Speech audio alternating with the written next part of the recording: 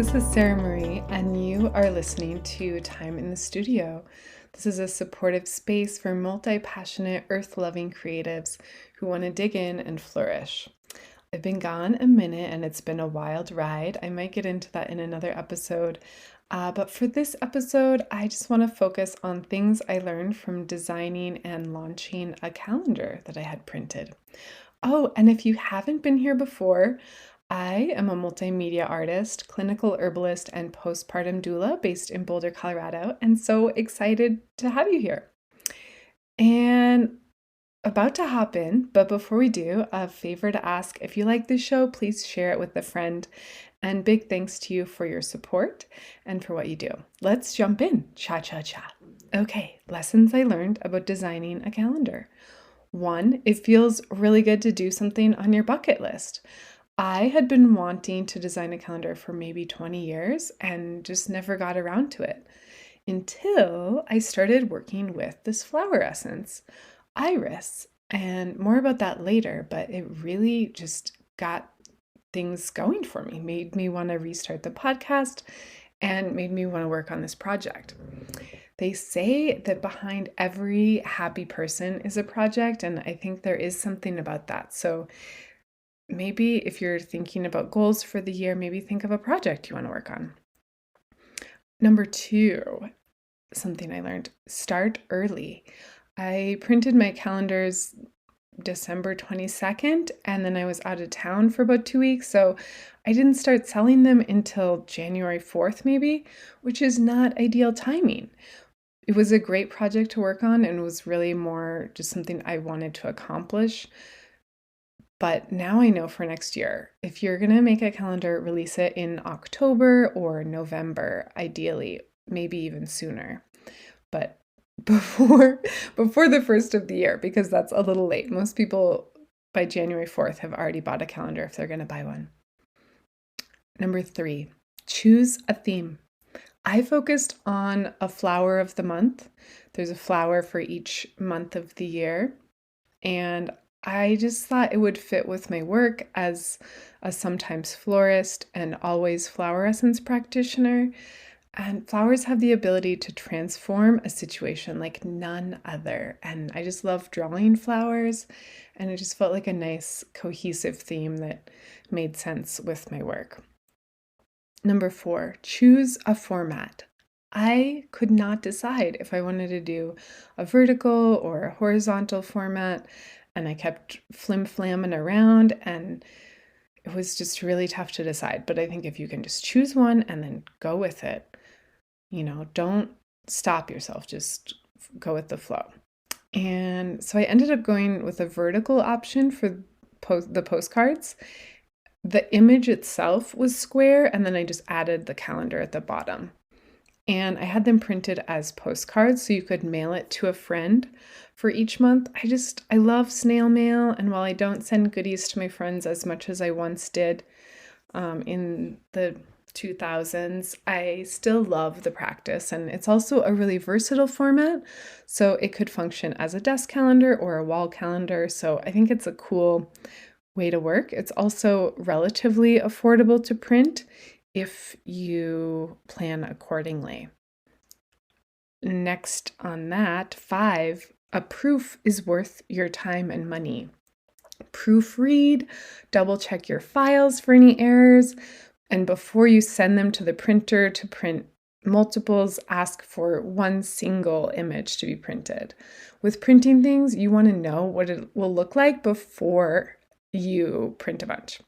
And you want to make sure you're on the same page as the printer. I learned this the hard way and had some miscommunications that cost me more money, but it was worth it in the end. And now I know, just make sure you communicate really clearly and see what you're getting before you commit to all of the multiples. Number 6, everything will take longer than you think it will. Packaging, shipping, designing, all of it, getting things printed. It's going to take more time than you expect, and it's worth every minute. I got so excited with every order that came in. I could hardly contain my joy, and my honey just thought I was so silly and ridiculous. I was, because I was just like, oh my God, I'm so excited. It just feels so good to share your work with the world. And I loved every order from my friends. I loved orders from strangers. Like, it just felt good to make something that people wanted in their life. So, yeah, everything will take longer than you think, and it's worth it. Number 7, this project gave me a sense of purpose and accomplishment, and it got me drawing again, making art again. I was on a bit of a hiatus, and it just felt really good to jump in and create a cohesive body of work and to do something and get it done. And then number 8, you can also think of repurposing images, either allowing the images that you create to go on and live a new life, or images that you've already made, you can gather them into a calendar. So for the images that I made for this calendar, I also took them and started a Society 6 shop using the floral designs I made so that people can have them printed as a timeless poster or a bath mat or a t-shirt or all those things. So you could also use your images and that you already have and gather them into a calendar. It's a great excuse to look at your work and be a curator of your work and notice which pieces work and how can they fit together. I think it's just good to look back at our work and reflect, like, okay, what worked, what didn't work? Is there one little thing I can change or adjust to this image to make it more interesting?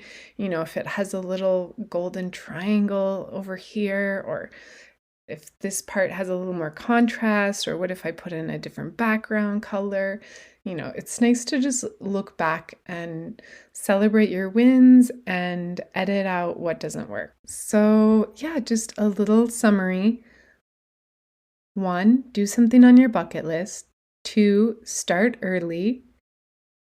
3, choose a theme. 4, choose a format. 5, get a proof and proofread. 6, everything takes longer than you think.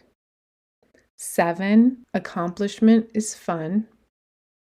And 8, repurpose old images or repurpose the images you created and let them live new multiple lives. I also wanted to talk just for a second about Iris Flower Essence. It is so cool, and it just really helps you break through emotional blocks, physical blocks. Like, it's just a creative powerhouse. So I'm planning to create a product that I will release using Iris because it is profound, and I think it would be great for most mini artists out there. Thanks so much for being here, and a big hug. So much gratitude for you for being here, listening, sharing, and supporting the podcast in so many ways. I am so grateful for this work, and it warms my heart when I hear from you and I see that you're digging this project. So please feel free to reach out to me on Instagram at Thyme in the Studio Podcast. You can also find the website thymeinthestudio.com. And if you want to check out the calendar on Etsy, it's on my Etsy shop. It's www.etsy.com/shop/A to Z Arts. That link will be in the show notes.